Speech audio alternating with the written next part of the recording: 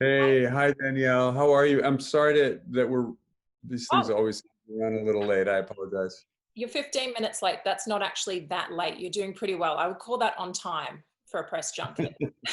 Okay, thank you. Thank you. So we'll get straight into it. Firstly, congratulations on a most bodacious cinematic quantum entanglement experience. It was stellar, dude. Well, thank you so much for saying it and for putting it that way. I really appreciate it. I had to go full Bill and Ted language for that for you. Yes, I'm most grateful. Thank you. So it's been such an epic ride for you, the cast and creative crew since the first Bill and Ted movie over 30 years ago. What are the feelings that you're going through when you see the final cut for Bill and Ted Face the Music? It's complicated because when you're planning something, and we had the fortunate slash unfortunate um, event of planning this thing for forever, and scrambling to get this thing made for a decade and a half. Um, but when you're planning something for like this, you can always hold what the dream might be in mind, that it could be anything. It could be anything. And then when a movie is done and it goes out, the dream is dead and reality is all it is. The movie is no longer what it could be, it's what it is. And that's always weird for me. And I'm not talking specifically about Face the Music. I'm just saying that's a strange experience, letting it go into the world where it's it. No, nothing to say about it, nothing to do about it. For this one in particular, it's a really great feeling. It's great. It, and I'm only feeling it now, like having these conversations and talking with you about this now, feeling like, oh, am I allowed to swear on Yeah, you this? can swear. Go for it. Say, holy shit, it's freaking over, it's out. It is what it is. People will make of it what they make of it. And Bill and Ted is I mean, it's a movie for people who like this kind of movie. Bill and Ted is definitely not something that I would recommend for your, whatever, your Fox watching uncle necessarily, although it's not a political film in any way, but it is not for everybody. Mhm. It's But I hope obviously that other people discover it, but this movie was made for fans of Bill and Ted more Yes. than anything, you know. And going back and looking at the start of the journey with Bill and Ted's excellent adventure, the journey was, it was quite a complicated one. It wasn't easy at all. Can you talk a little bit about that, the famous movie that made you change the time traveling method to the phone booth, and also how the universe got us Bill and Ted to the big screen? Well, initially we wrote a movie called Bill and Ted's Time Van. Hmm. We changed it to Excellent Adventure, but they still traveled in a van. Very initially, it was a van driven by a 17-year-old high school sophomore named Rufus, whose van for no reason drove through time. We never explained it. Once we finished that draft, we're like, it doesn't quite fit. And we came up with the idea that, well, what if not only they're being separated means their band won't start and Ted goes to military school and the two guys can't be friends anymore. But what if, as a joke, in the future, it turns out that their music is going to unite the world? And that made us laugh. So we changed Rufus to an emissary from the future who arrived still in a van at that time. So we got a note from the studio basically saying, hey, this movie Back to the Future is coming out and they time travel in a DeLorean. You got to change that. And we were meeting with Stephen Herrick, who is the director, and he's the one who suggested, what about a phone booth? Hmm. And being guys in their early 20s in Los Angeles before there was an internet and without any kind of television other than three channels, I'd never heard of Doctor Who, or maybe I'd heard of it, but I didn't really know anything about it. Had I known, I'd have been like, no Doctor Who like phone booth. That seems derivative. But we just said, yeah, sure, phone booth sounds good, because we didn't know any better. I'd like to pretend it was an homage to Doctor Who, but it was just stupid ignorance on behalf of us, stupid ignoramuses. Then Warner Brothers put it in turnaround. De Laurentiis picked it up. We got it made. De Laurentiis went bankrupt. It sat on a shelf. Nelson Entertainment picked it up. It became an Orion movie. Finally was released in '89. So it was quite a saga getting that thing made. Well, it's such an inspirational story, especially one to show people don't give up on your dreams, because you never know, especially during this time. So how is the Bill and Ted philosophy of be excellent to each other and party on, dude, relevant today? Well, we're really in a world, especially here in America, where it seems like the regular mode of discourse is be as insulting as possible to anyone who disagrees with you. And that's become kind of regular discourse. So maybe you could say that these characters who have been doing this since they were invented in 1983, honestly, that's when we first invented the characters. Wow. Maybe in a weird way that we've hit a moment where what they have to say has a little more resonance than it would have had the movie even been released 10 years ago when we first were fighting to get this thing made. Look, nobody would wish a global pandemic on anyone. Nobody would wish the kind of political discourse we have in America on anyone. No one would wish this kind of cultural division on anyone. Given that that stuff is happening, hey, maybe this movie is a little bit more of a little balm for that.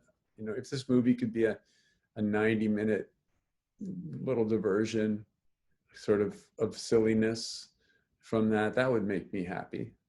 That's what I loved about it, the escapism. Yes. Now, I can't do this interview without asking you about a couple of my favorite scenes before you go. Now, Sure.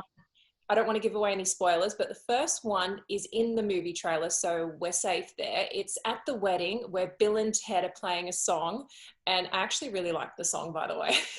But Alex is throat singing and Keanu is playing the theremin. So I've got to ask you, does Alex know how to throat sing? Was that him doing that? And does Keanu play the theremin? This is one of the many, many things I love about Alex and Keanu. They learned theremin. Wow. They learned throat singing. They learned, I think they played Keanu learned frickin' bagpipes. And he learned trumpet. Wow. Yeah. There was some augmentation. We had a musical editor come in after and help augment it. But the original footage of that is them playing the things themselves. They learned those instruments to do that. I love those guys. That's what they did. Incredible. We need an album of them. You might want the album of the augmented music. Just FYI. It was good, but it wasn't the kind of good that you would release in a theater. But it was a good, strong, solid basis for it. They really did learn it. Yeah. Wow. And I love the scenes where they meet different versions of themselves at different times. The makeup and transformations, incredible. It was hilarious. And I think audiences are in for a treat with that. One scene where they're in jail and they meet themselves there. Can you talk about the process of how they transformed into that look? There are two people among many other makeup crew people, too many to mention, who made that happen. But the two keys were Kevin Yeager and Bill Corso. Mm-hmm. Both Billy is an amazing, effects and makeup design artist, and Kevin Yeager created the prosthetic suits. So those guys' work was just remarkable. It was hot as hell in New Orleans when we were shooting, in particular that prison scene. I believe it was 103 degrees, 104 degrees. That suit is heavy and hot, and those guys were fighting, passing out, to shoot those scenes. It took hours in prep, and because a lot of the movie, as you said, the kind of spine of the second act of the movie, the premise is, hey, we have to write the song, we have to write it today. We thought we'd maybe have written it. Clearly we haven't. The future told us we'd written it, so we must have. So maybe the only way to get this song is to go into the future to when we have written it, steal it from ourselves. So that's the sort of premise that launches the second act of the movie. Well, that means when they go into the future, they have to act with other versions of themselves, which requires a tremendous amount of technical prowess on the director Dean Paraso's part. So the way we would normally do it is we would shoot one day with them in the prosthetic, because it would take hours and hours and hours to get the prosthetic on, block it out with the prosthetic using doubles.